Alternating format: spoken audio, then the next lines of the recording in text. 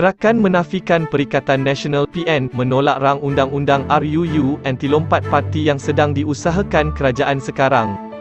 Sebaliknya, kata Presiden parti itu, Dominic Lau, PN mahu agar RUU tersebut dirangka dalam bentuk yang lebih komprehensif. Jangan salah faham dengan menyangka kami menolak akta tersebut. Tak ada sesiapa yang menolaknya. Kami semua bersetuju agar akta berkenaan perlu untuk kestabilan politik dan mengurangkan rasuah, katanya pada sidang media di Kuala Lumpur hari ini. Semalam Menteri di Jabatan Perdana Menteri Wan Junaidi Tuanku Jaafar menafikan wujud cubaan menggagalkan RUU tersebut walaupun mengakui ada butiran mengenainya yang tidak dipersetujui sesetengah pihak. Untuk rekod, langkah mewujudkan akta anti-lompat parti adalah satu daripada persetujuan yang dicapai di antara Pakatan Harapan PH dengan Perdana Menteri Ismail Sabri Yaakob dalam memorandum persefahaman yang ditandatangani kedua-dua pihak pada tahun lalu. Ia digerakkan sebagai langkah mengelakkan suasana politik tidak stabil membabitkan tindakan sesetegah wakil rakyat yang melompat parti.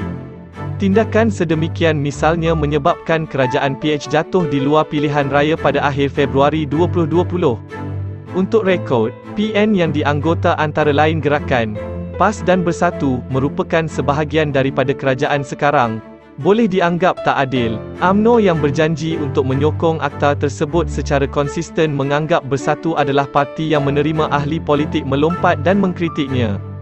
Sebahagian daripada ahli parlimen Bersatu memang merupakan tokoh yang memenangi kerusi masing-masing melalui tiket UMNO BN dalam PRU ke-14 pada 2018.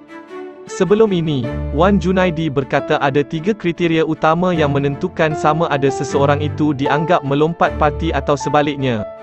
Pertama, katanya, wakil rakyat yang memenangi pilihan raya dan kemudian mengumumkan keluar dari parti politik diwakilinya dengan menjadi ahli bebas atau menyertai parti politik lain. Kedua, katanya, seseorang wakil rakyat yang memenangi sesebuah kerusi tetapi dipecat oleh parti. Dan ketiga, wakil rakyat bebas yang mengumumkan menyertai sebarang parti selepas kemenangannya. Kata Lau, ciri kedua dan ketiga yang dirangka itu tidak menyeluruh kerana ada keadaan seseorang wakil rakyat tidak bersetuju dengan kepemimpinan parti mereka atau dipecat selepas mendedahkan salah laku pemimpin mereka. Kata ahli Dewan Negara itu, apa yang ditakrifkan sekarang boleh dianggap sebagai tidak adil. Akta itu mesti secara jelas menyatakan dalam keadaan apakah seseorang wakil rakyat yang dipecat partinya itu dianggap sebagai melompat, katanya. Lau juga berkata Gerakan bimbang jika akta tersebut akan menjadi bahan ketawa masyarakat antarabangsa kerana nama yang digunakan kerajaan. RUU itu dalam bahasa Melayu ialah akta lompat parti, bermaksud melompat dari satu parti ke parti lain.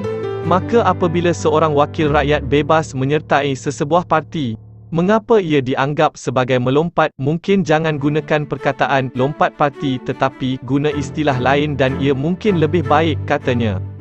RUU berkenaan sepatutnya dibentangkan dalam sidang khas Dewan Rakyat pada 11 April ini, tetap pada Rabu lalu. Wan Junaidi berkata, draft mengenainya perlu dikaji semula bagi menjelaskan definisi melompat parti. Bagaimanapun, sidang itu tetap akan diteruskan dengan kerajaan membentangkan draft pindaan perlembagaan bagi memudahkan pengenalan RUU terbabit. Ditanya mengenai perkara itu, Lau kelihatan tidak tahu menahu. Katanya, dia tidak dimaklumkan mengenai perubahan berkenaan dan mendakwa ia akan dilaksanakan seperti yang dirancang. Selepas seorang wartawan menunjukkan kepadanya berita mengenai pelanjutan tersebut, Lau menjawab, berdasarkan apa yang kami terima dari Dewan Negara, akta dijadualkan pada 12 April seperti yang dirancang. Tetapi saya tidak tahu apa yang diubah. Terima kasih kerana menonton.